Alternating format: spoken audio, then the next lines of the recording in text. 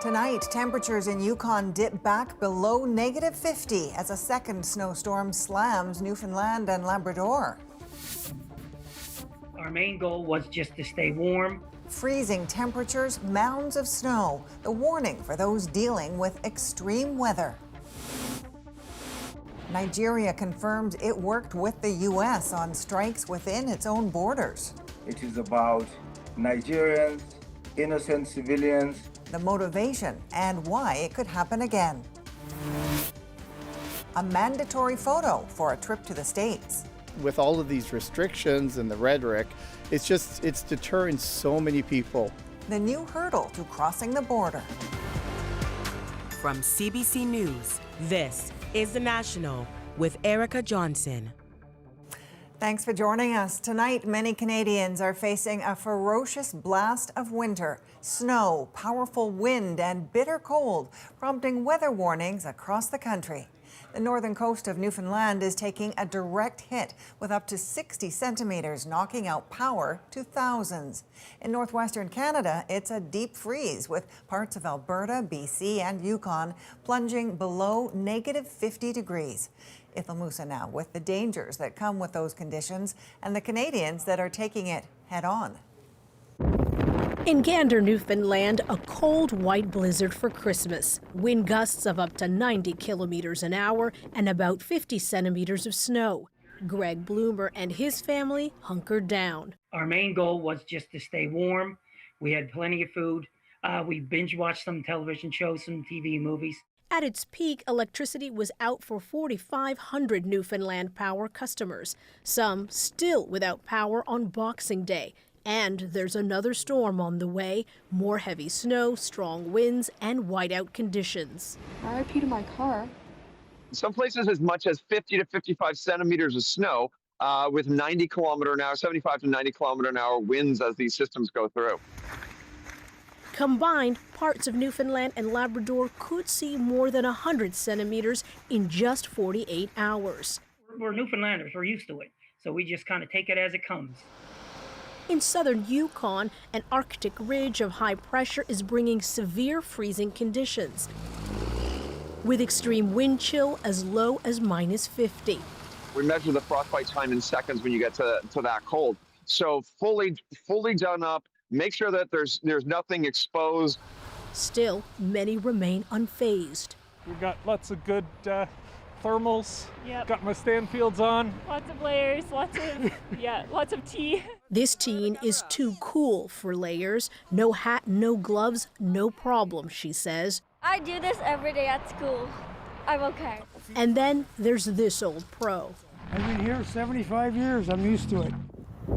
It may not have been a white Christmas in Canada's most populous city, but on Boxing Day, Toronto was covered in snow, up to 12 centimeters, at times reducing visibility. I really like that the snow, it's like a thick blanket. I'm really happy today because it's my first snow here in Canada. So Ithel, some are happy taking things in stride, but there are reports of a lot of people in southwestern Ontario right now without power. Yeah, that's right, Erica. The fire department in London, Ontario says it was incredibly swamped today after receiving reports of fallen trees after freezing rain began this morning. There were dozens of power outages after trees fell on power lines, affecting more than 10,000 customers. Officials right now are warning residents that if they see any downed power lines, they should avoid them for their own safety. Okay, thanks for this. Ithel Musa in Toronto. Mudslides and flash floods are still a threat in California, where deadly rainstorms have finally eased off. Officials say there have been at least 3 weather-related deaths during the Christmas period. Today, more than 50,000 customers were without power, and major roads remained closed. Nigerian officials say they cooperated with the U.S. missile strikes on Christmas Day, reportedly targeting ISIS in their country. But as Caroline Bargout explains, while they support Donald Trump's attacks, they don't agree on his stated reason for them. The U.S. Department of War releasing new video of strikes targeting sites in northwestern Nigeria, launched from a Navy ship in the Gulf of Guinea. against what Donald Trump called ISIS terrorist scum. In a social media post, Trump said the strikes were deadly, adding, "I have previously warned these terrorists that if they did not stop the slaughtering of Christians, there would be hell to pay. And tonight, there was." Terrorists are being targeted. In an interview with CNN, Nigeria's Minister of Foreign Affairs said the strikes were a collaborative effort between the U.S. government and the West African nation. But he disputed the notion that it was to protect Christians alone. This is not about religion. It is about Nigerians, innocent civilians, and the wider region as a whole. Christianity is facing an existential threat in Nigeria. For months, Trump, along with some online influencers and Republican politicians, have claimed Christians were being slaughtered en masse in Nigeria. And in November, the U.S. military was ordered to prepare to intervene. Do you envisage U.S. boots on the ground? Could be. I mean, a lot of things I envisage, a lot of things. They're killing the Christians and killing them in very large numbers. We're not going to allow that to happen. While the violence in Nigeria is not disputed, Trump's characterization is. The country has for years been dealing with a security crisis from multiple armed groups that have killed thousands of both Christians and Muslims. The country is also facing brutal criminal gangs and kidnappings for ransom. On Christmas Eve, 5 people were killed in a suspected suicide bombing at a mosque in northeastern Nigeria. The terrorist groups have been targeting all Nigerians, and U.S. President's Christian genocide or persecution narrative is unfortunately a fundamental misrepresentation of what is happening on the ground. In the town of Jabo, local residents gathered to inspect an area of scorched grass at the site of one of the strikes. Neither country has said what specifically was hit. In a statement online, the U.S. Defense Secretary warned there would be more to come. Caroline Bargut, CBC News, London. Ukrainian President Volodymyr Zelensky says he will soon meet face-to-face with Donald Trump in an effort to get a peace deal across the finish line. Karen Pauls shows us the reasons for hope and for skepticism. At least 2 dead and 8 injured in Russia's latest attack on Ukraine's second largest city. There is a 9-month-old baby with a head injury, says Kharkiv's emergency medical chief. Still, Ukrainian President Volodymyr Zelensky says a peace plan is 90% ready. Some documents are already prepared. I see they're almost completed, he says. Zelensky has been drumming up support from world leaders, including Prime Minister Mark Carney, posting, "I appreciate Canada's clear recognition of the necessity for joint efforts to guarantee security and real recovery. In the coming days, much can be accomplished." He also said he's heading to Florida Sunday for a meeting with Donald Trump. For the first time, Zelensky appears willing to pull his military back from areas of the eastern Donetsk still under Kyiv's control. But in exchange, Russia would have to move its forces back the same distance, essentially creating a demilitarized zone on the front lines monitored by an international force. The new plan requires security guarantees by the U.S., NATO, and Europe. The Ukrainians are only willing to make these compromises if they can be assured by President Trump that the Ukrainians will be protected. Russia's only response so far, slow but steady progress. They're playing a game. They're stringing President Trump along. This will become clear when they reject it. And then again, the question for President Trump is, how does he react? If that happens, Trump does have some options, including more sanctions. He can also provide Ukraine with the Tomahawk missiles it's been asking for. But so far, similar actions have done little to slow Vladimir Putin. Karen Pauls, CBC News, Washington. Authorities in Israel say a Palestinian attacker has killed 2 people and injured 2 others in a ramming and stabbing attack.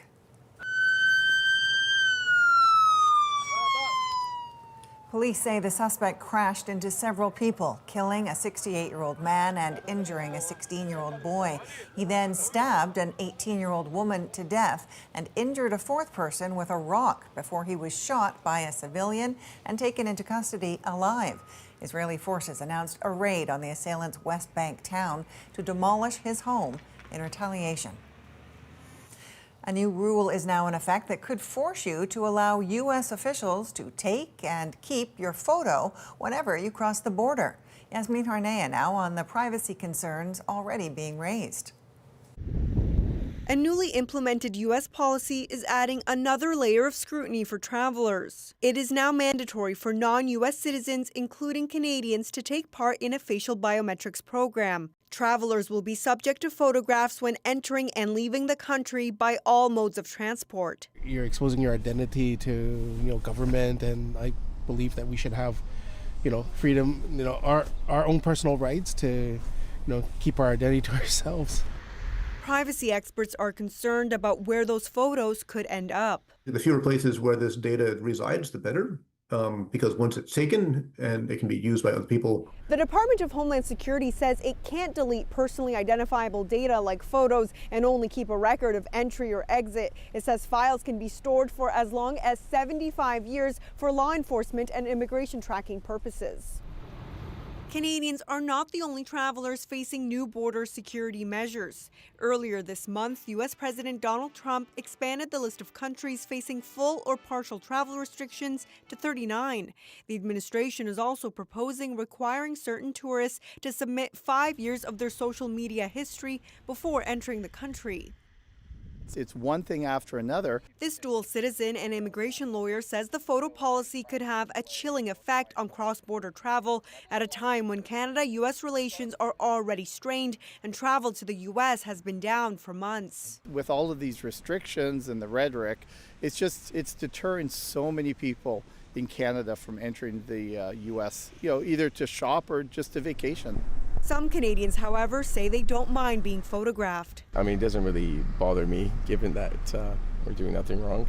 While the new rule is now in effect, officials say implementation could take time, making the true impact unclear for now. Yasmin Ghaneya, CBC News, Surrey, BC. It was one of the busiest shopping days of the year, but many Canadians are still second-guessing whether to chase deals despite the discounts. Anis Hedari on the reason behind that hesitation. It's Boxing Day, and at Canada's largest mall, customers are there for a reason. Because it's cheaper, so yeah, that's why we go here. We're shopping, so we're seeing some really nice deals. There's great pricing. Many holding out for a bargain after a stretch of high inflation led to higher prices. Some retail experts say add a weaker economy to the mix, and Canadians may be opening their wallets less. Everyone's nervous about what's going to happen with CUSMA, the Canadian-U.S.-Mexico agreement, and whether that's going to be renewed. Companies are nervous. So, Canadians have started saving again, and they're starting to really be careful on what they spend on. Businesses that didn't get the Christmas boom they were hoping for need Boxing Day to make up for it, but clearly not every mall brings in customers like Toronto's Eaton Centre or West Edmonton Mall. It's at Christmas time and the holiday season where that really defines whether it was a successful year or not for the retailers. And retail spend overall this year has not been through the roof. The data so far has been mixed for retailers this holiday season. While Statistics Canada's unofficial estimates say retail sales went up in November, TD Bank says it thinks the trend for retail sales is still negative after you account for inflation. Malls will be at least, call it, 70-80% of sales will go through malls again this holiday. For some Toronto shoppers, the goal is clear. They're 50%, 60% discount. You're out of nowhere. You say, okay, I'm going to buy it. Yalla. Everyone likes to save money, especially in this economy. Retailers and shoppers relying on an economy harder to predict than a good parking spot at the mall. Anis Hedari, CBC News, Edmonton. When it comes to fitness goals, it can be a numbers game. Does everybody need 10,000 steps? Is there really a magic number for how many steps you should take daily? Plus, the military's game plan to get more recruits. A lot of people have that misconception about the military that all roads lead to combat. Are Canadians answering the call? We're back in 2.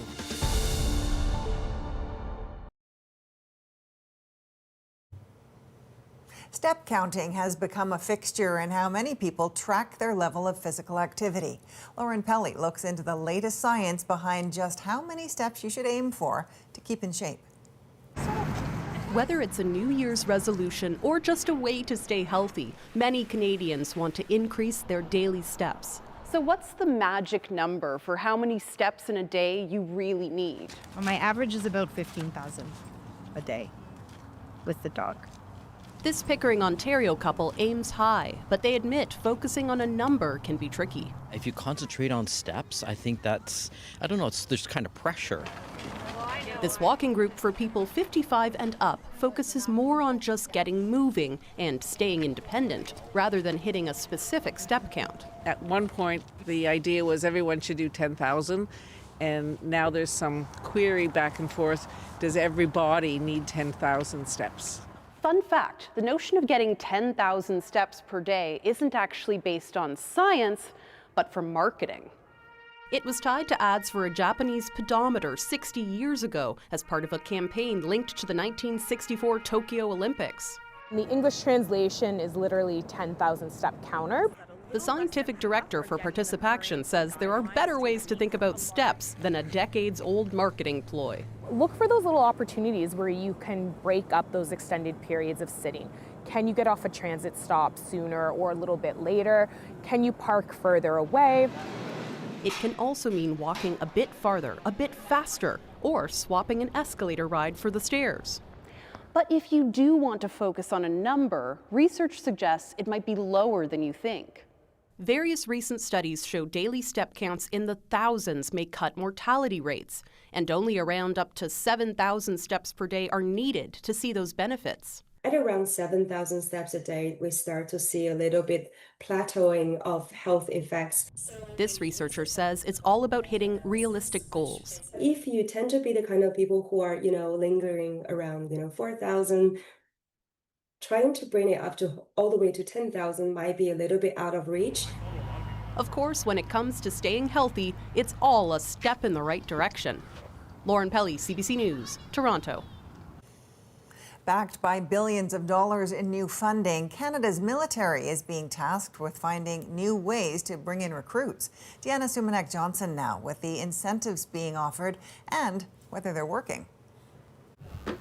He's in his last year at University of Waterloo's prestigious math program, his career options wide open.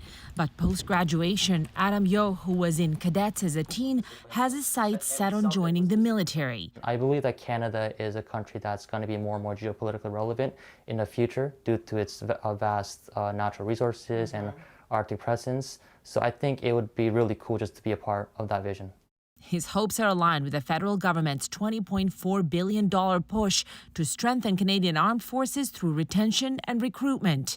But young Canadians' views about the military are complicated.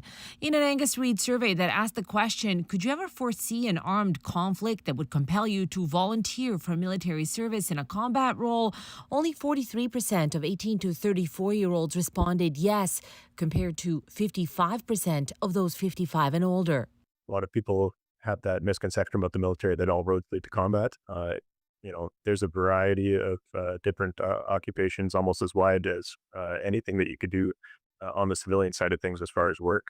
Eric Sauvé, military consultant, says that attracting young people also has to appeal to their emotional side. He hopes to portray life in the military as one of adventure and excitement. What I see is you need to light a flame, right?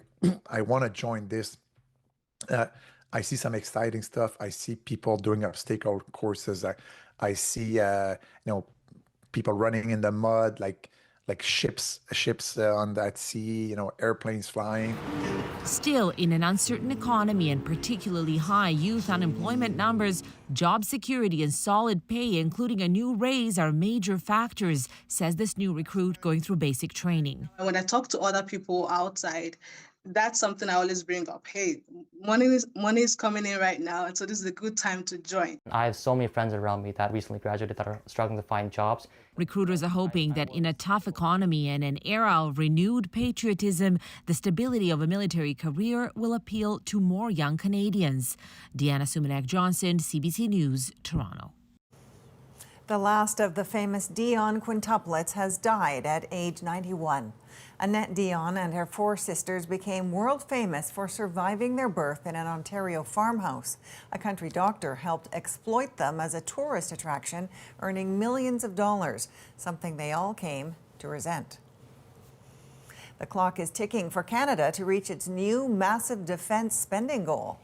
Canada will achieve NATO's 2% of GDP target. Is the $8.7 billion price tag achievable? And what's at stake? What it means to be Canadian, to represent Canada's sovereignty. Ottawa's spending plans and the defense contractors getting in line. Next.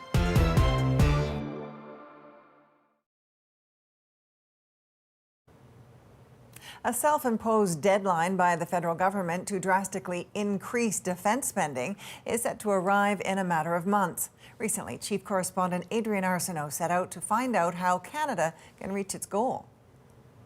This is a testing track for light armored vehicles in London, Ontario. Why are we here? Well, that's because this country needs to have a conversation about defense. Canada has committed to spending billions of new money on defense by the end of fiscal.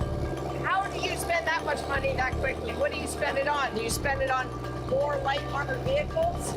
Talking about dollars and defense is coming up.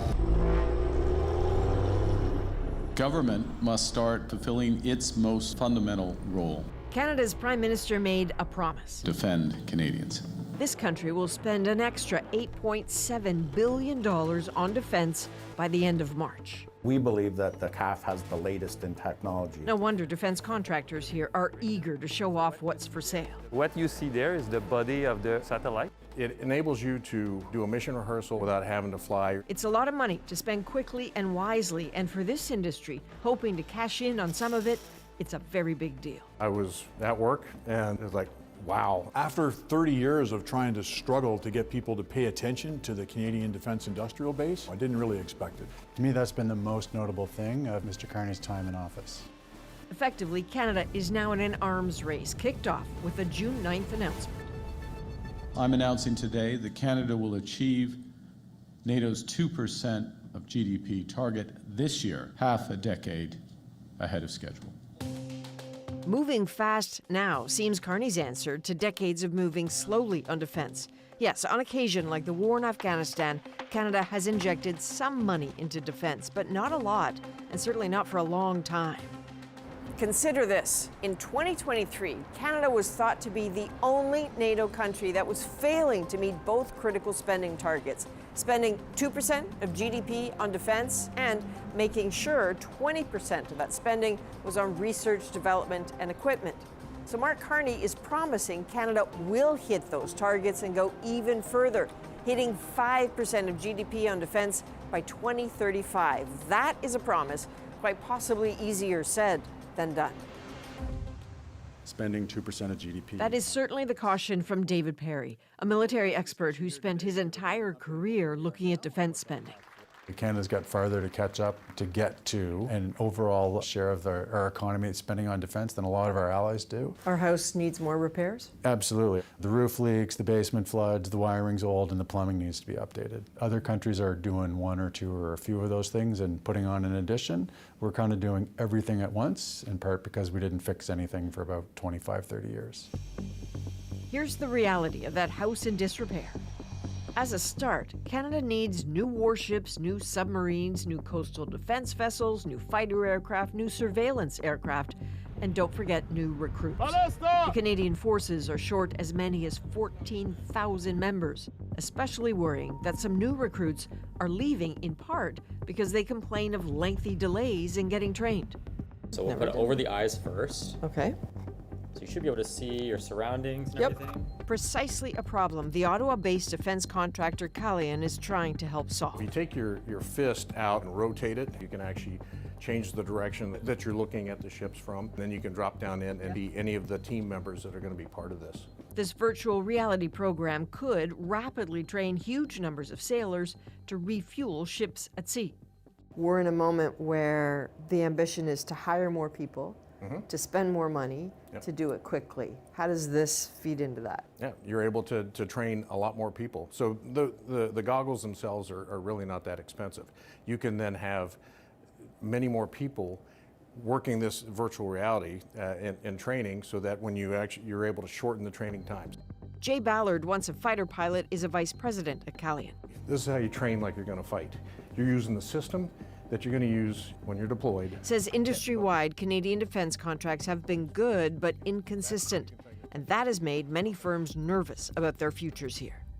Because Canada didn't spend as much money post-Afghanistan to align with NATO goals, the defense industry looks at that and goes, well, there's not as much revenue possible here. So a lot of companies either decreased their size or moved out. That means the decision for defense companies to stay put in Canada has risks. So it's always a gamble. Yep. Well, for instance, the land vehicle crew training system contract that we just finally submitted a bid.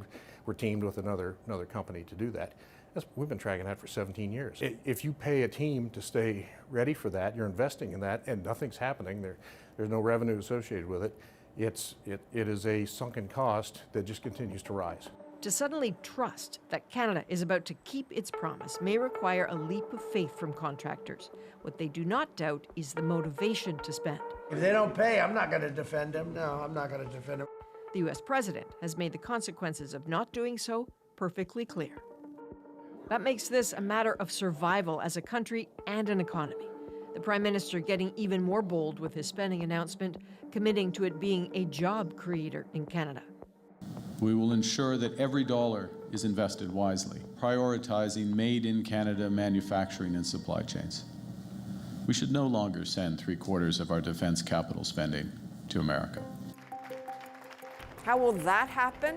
Well, a recent RBC report estimated that of the 586 defense firms operating in Canada in 2022, 408 were Canadian-owned and based, so you can expect a focus on working with them. So we're going to see a good view of the integration area. On working with the likes of MDA Space, a Canadian space technology firm. So what you see there is the body of the Chorus satellite. In the defense world, MDA satellites can, for example, detect and track ships that might be in places they aren't supposed to be, even if their transponders are turned off. You could find a ship that is fishing in waters where it's not Illegal supposed to be. fishing is one of the key applications. Commercially, they can be used for disaster management, like floods. Those commercial contracts have been critical. How quickly could you ramp up to meet demands if a bunch of that money came your way? We're in a good place because of the factory we're putting together. That new factory to be ready by the end of 2025. MDA seems ready for growth. Mike Greenlee is the CEO. We're putting an extension on our factory in Montreal so that we can move from 1 satellite a week this year to 10 satellites a week, 2 per day next year. Does that mean that you've already received new contracts, though? I mean, in order for that money to be spent, doesn't it have to speed up? Yes, I would think so. And then if we're going to deal with speed, we have to look at the procurement processes and the workflows that government folks follow to allow them to partner with Canadian industry earlier and sign a contract faster than taking the normal 5 or 6 years it would take to work through the entire process. 5 or 6 years, they've got till the end of March. Yes. Speed also matters because Canada isn't the only country upping defense spending. That competition will drive the price of everything up, and in this climate, countries that are buying have demands.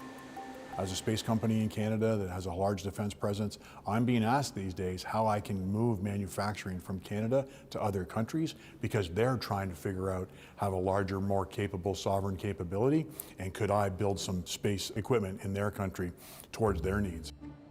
Prophetic words because this is a fickle business. Just days after we had this conversation, MDA lost a $1.8 billion contract in the United States and lost it to Elon Musk's SpaceX. Contracts from outside Canada are critical in the defense industry here. Recent figures suggest Canada exports about half of what it makes. More than 60% of that goes to the US. 12% goes to the Middle East and Africa. Consider a company like GDLS, General Dynamics, building light armored vehicles. These vehicles can travel typically around 100 kilometers an hour. It's an American firm with a huge Canadian presence and hundreds of Canadian workers and supplies. Tires from Eastern Canada, for example, ribbon mesh from Ontario. But we always try to have a Canadian aspect to it. So as Dave Haggerty, the vice president for the global supply chain, maintains, they're ready to do more work for Canada, but also say there's no firm indication GDLS will be a part of the new money being promised. It's been a struggle the last 5 or 6 years. Certainly the work that we've had for Canada, we are very grateful for. But ideally as well, we're also looking for new contracts and new orders all the time. So when you haven't had those in the last 5 or 6 years, for example, as a business, what do you do? Exports is a big component of our business here in London. So you've had to basically go elsewhere for business? We have. There are several contracts due to expire this year. Without more lockdown soon, the union says layoffs could happen. So if the government came to you today and said, okay, we've got a contract with you already, we're going to double it, how long would it take for you to deliver those extra vehicles? We would start work right away.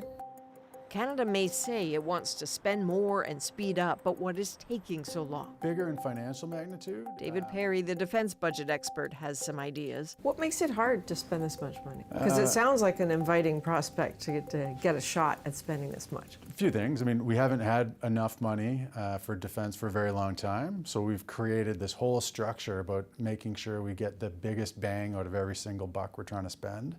A whole lot of process, a lot of double, triple, some cases basically quadruple checking. You're talking about wading through bureaucratic mud, it sounds like. Yeah, like a field of bureaucratic mud. Another complication, the very office now charged with speeding all this up is still trying to staff up. They also need to hire more people to help them hire more people. They need to hire more people to hire more people and hire more people to buy things faster. Fixing all this somehow is now the responsibility of a new Defense Procurement Agency, or DPA, headed by a Secretary of State, Stephen Fuhr. To meet the moment, to move at the speed of relevance, we have to go faster. Faster is imperative, not just to spend the increased budget, but to avoid getting yesterday's technology tomorrow. Technology is changing so fast, and our procurement system is so long. So as we see things changing so quickly and we take 5, 6, 7, 10 years to deliver a major capital project, you can see how that's problematic.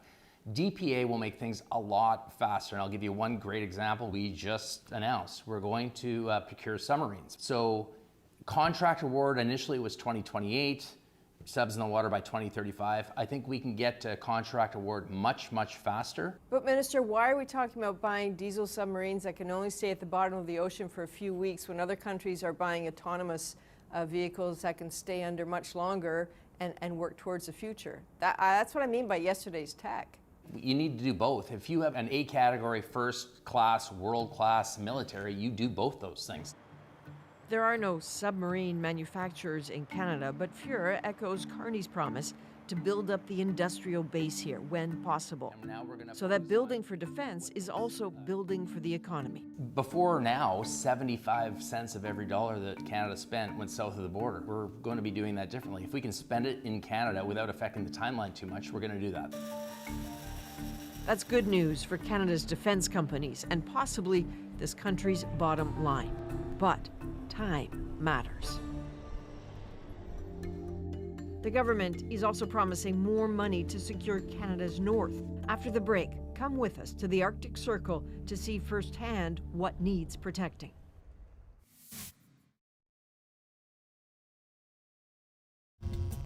Securing Canada's Arctic was a big focus on the election campaign trail in the spring. So that's where we went, to hear directly from the people on the front lines of Canada's north. Welcome on now to the 67th annual Muskrat Derby here at the river. These are the true and forever keepers of Arctic security and sovereignty. And for the anxious talk in Canada of what geopolitical dangers lurk over the horizon, this moment is sheer joy.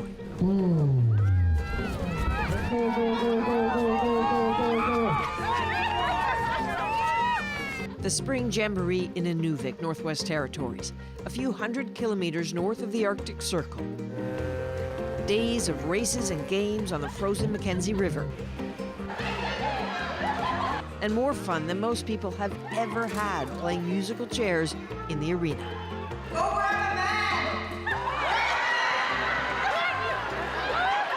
It's a strong community with rightfully strong opinions about how to secure the North. Every decision that's made in the Arctic should happen in the Arctic by Arctic people. Thank you! I grew up in an era where my grandmothers were like, are the Russians seriously coming? That's what the old ladies would talk about. And I think having the military presence will give a sense of security for those in the Arctic. What is it like during an election campaign to see would-be prime ministers standing at a podium talking about the Arctic? Useless. Sorry, but useless. I just find they think we're just a little dot. They try to say they're going to help us, and things are getting worse. I mean, they're trying to get votes, and I might be dead wrong, but we've had lots of promises up here. We're going to do this and we're going to do that. Well, you've got evidence of promises unfulfilled. I'm not trying to sound like a backwood redneck hick, but that's what they do. They promise you the moon and give you dirt. People here understand that all across the North there are signs of unfulfilled promises. The development of Port Nanisivik. A deepwater port in Nanisivik, for example, pledged by the Harper government in 2007, lies unfinished and so far unusable. Keep an eye on Inuvik. This community of just over 3,000 is one of the places identified by the Trudeau Liberal government for operational support hubs. And head down the highway to the furthest north you can drive in Canada, the even smaller community of Tuktoyaktuk, right on the Arctic Ocean. Conversations about threats here look like a lot of things. Not many of them are about enemy nations. To you, what's a threat to life here? There's probably something happening to the land or to the water. It means everything to us. And if you want to know what Arctic sovereignty means to me, it's the people who live in the North. We've always been here. We've been a part of Canada, and we always will be. And without addressing climate change, living here will get tougher. Those are the threats most of the Inuvialuit need addressing. But for the Canadian government and military, more immediate is that heightened security threat. Tuktoyaktuk was one of the places to host Operation Nanook this past winter. The largest Arctic exercise Canada and its allies have held here in nearly 2 decades. But hardly the first time Tuktoyaktuk has been at the sharp end of worries. Look at these old radar installations. These are part of the DEW line, the distant early warning line that was built after the Second World War. The purpose of that was to detect enemy bombers coming up over the pole. It's old technology. It was retired in the 1980s and replaced with something new. But even that is out of date because the threats keep evolving.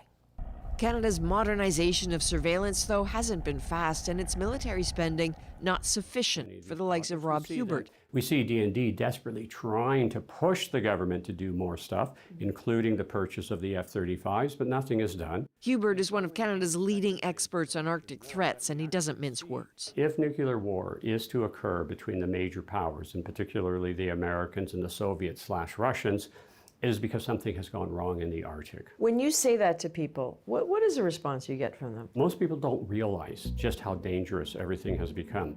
To get a sense of the risk, visually shift the way you look at Canada. From the globe with the Arctic at the top, spin it. Now with the Arctic at the center, what do you see? Finland, Sweden, Norway, Greenland, Canada, and the US, all effectively facing Russia and its growing threat. From 2007 on, Russia reopened 50 closed Soviet-era military sites and built a series of new airfields and bases. This is the Rogachevo Air Base, for example. What it looked like in 2006, not much there. Same place, 2022. CBC News' visual investigation team determined these are parking and storage areas for missile transporters and reload packs. Right here, you can see from the shadows, the missile launchers are raised. Russia's investments are huge, its actions provocative, buzzing American fighters near Alaska in September of 2024. But it's not just Russia. Consider China, not an Arctic nation, but interested in the shipping routes of a warming Arctic Ocean, a polar Silk Road. What else does it want? are they going to develop submarines that have under ice capability? They're introducing 3 new classes of subs. And so the question is, are any of these being given a capability that all of a sudden they could show up in Arctic waters? Understanding the Chinese threat is harder because there's often secrecy around China's ambitions. But people talk, and in the north, they keep their eyes open. I'm aware the Canadian government had to remove some Chinese acoustic mirrors that are in my backyard, as I always refer to it as. Where were those removed from, and when was that? I can't say exactly where they were. Okay. They were removed last year. Dwayne Smith is the chair of the Nunavut Regional Corporation, which manages the land claim agreement for this area. This, for him, is the moment for Canada's government to step up even more. I don't think people actually realize how large this country is. To have a community of 80 people on an island the size of France, those people are on the front of what it means to be Canadian, but to represent Canada's sovereignty. Smith and this Nunavut community know the conversation happening now is especially frenzied because of the election and because of Donald Trump. That's both frustrating and yet important, especially if it means the people who've long stood on guard for Canada find themselves getting the support they've long needed. Will those promises be fulfilled, and will Canada really be able to spend billions more on such a tight timeline? I will believe it when I see it. Our senior reporter on defense and security joins us next.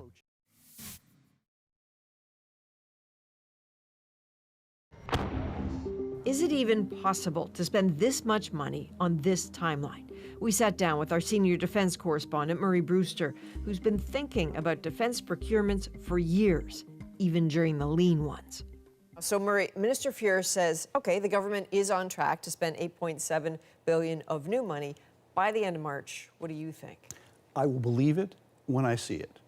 I've covered a number of defense policies and a number of announcements with all promises, but this one does have money behind it, $8.7 billion. The problem is that some of that money is set aside for salaries. Some of that money is set aside for Ukraine.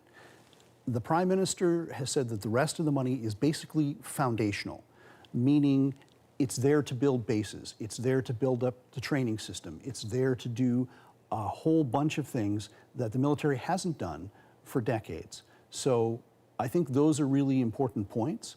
But the other aspect is that I really don't think that the public, nor even some of the officials in Ottawa, have actually gotten used to the idea that what the government wants to do is actually defense production, because they want to involve Canadian industry, they want to build up Canadian industry.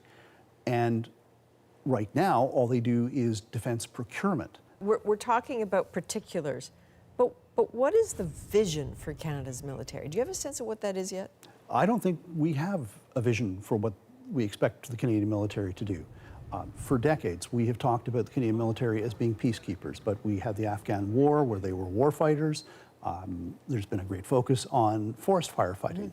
So that vision has not been necessarily articulated. And they're in the process of rewriting the defense policy. We'll have to see what that says. But before you go shopping, you're going to have to know what you want to buy. And you're going to have to know the equipment and capabilities and the number of people that you're going to have to operate what you're buying. Okay, you can't buy the food without knowing the meal. That's right. All right, Murray Brewster, thank you. Thanks. The National is bringing you a countdown of the most popular moments from the last year. We call it 12 Days of the Moment. When Kendrick Lamar came to Toronto, he brought his famous diss track to his rival Drake's turf, and that is tonight's moment.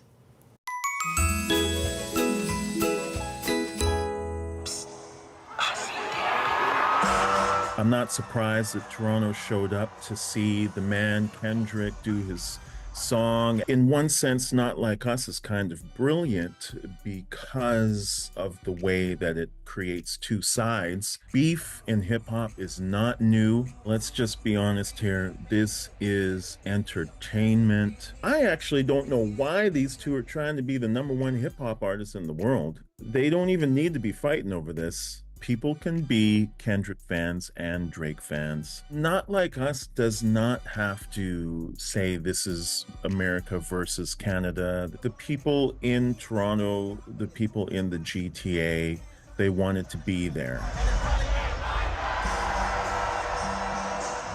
There's moments in history where you can tell people years from now, I was there. Not Like Us won Grammy Awards. It would be ridiculous if he did not perform that song in his concert. I'm just glad he didn't do it more than once.